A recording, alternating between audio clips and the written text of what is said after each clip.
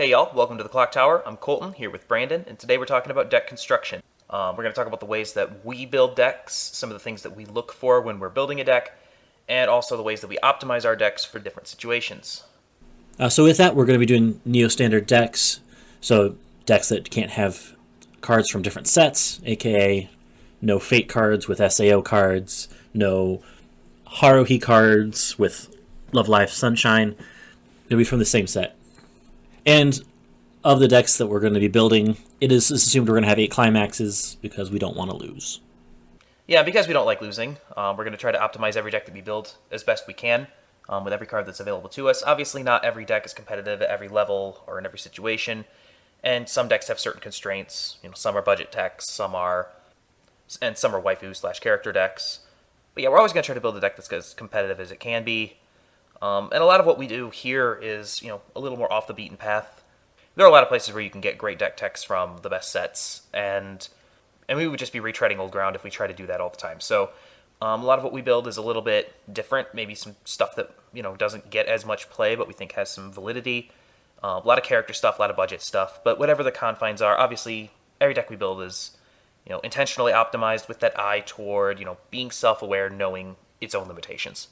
So when I'm building a deck, one of the things I look for is options. I want to be able to have a variety of different cards to be able to go to at any given time to kind of play with the game state as is. What I'm trying to do is trying to be disruptive. I'm trying to throw off my opponent's game in order to allow me to sneak out a win.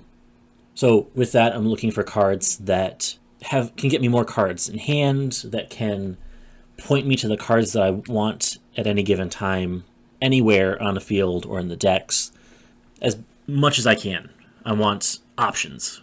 And that's something that you do that mirrors what a lot of the best players in the world do. A lot of decks, they're more top heavy, a lot of level 3s, a lot of outs, a lot of different options, because the best players are able to take whatever matchup they're given and bounce off of that.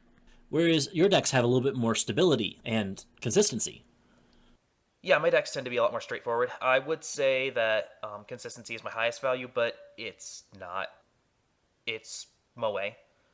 If it's cute, I want to play it, and that means that I build a lot of very bad decks. But realistically, yeah, I want my decks to be as consistent as possible. I like my decks to have one end goal, and the entire deck is more or less built around trying to get to that end game state. So for me, run a lot of 4-ofs, a lot of combos that directly set up my end game. Not a whole lot of variance, but a lot of things that can get me back on track if things are starting to go wrong.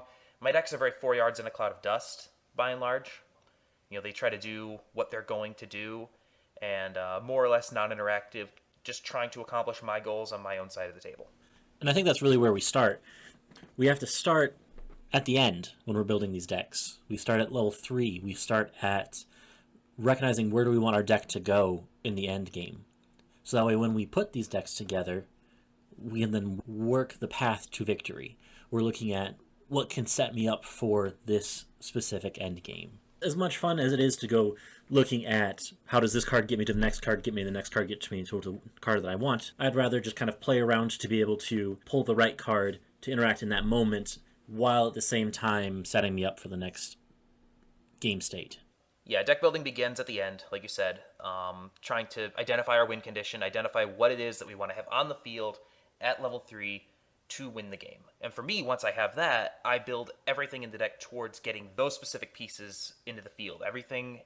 All 50 cards in the deck are designed to get these cards onto the field for the final push to win the game. Whereas you like to have a lot of different options. When starting off, another good aspect is to start with an anime that you love. Because these endgame climaxes are built around scenes from the anime that we really love and enjoy. So cards that help lead up to that climax, that scene, are cards you're going to be familiar with and recognize. They're going to be cards that naturally lean up to the climax. In this case, the climax combo we want to win. And not everything we build is going to be, regionals worthy. Some of these decks are going to be built around characters or mechanics that we really like, and that's fine. There's one of the great things about Weiss is that there are different levels of play. You can take your waifu to locals and compete, and that's good. or not every deck you build has to have the best or most expensive cards in the set. You can operate off a budget. You can build around a character, and you can take those to locals, play maybe even at trios or play with your friends online or whatever. I think that's the fundamental appeal of Weiss, is that we get to play with characters and interact with stories that we already care about. So if you want to bring your Haruhi deck, you bring your Haruhi deck. I mean, diss the goddess at your own peril. We have, I have my Haruhi deck tech up right now. Brandon has his OP, dual-wielding Kirito sword-swinging from SAO up as well. Both of those are currently up on the channel. We're going to be doing more deck techs, more gameplay stuff. So yeah, subscribe, like, comment, etc., etc. Keep up with us. There will be a lot more stuff coming.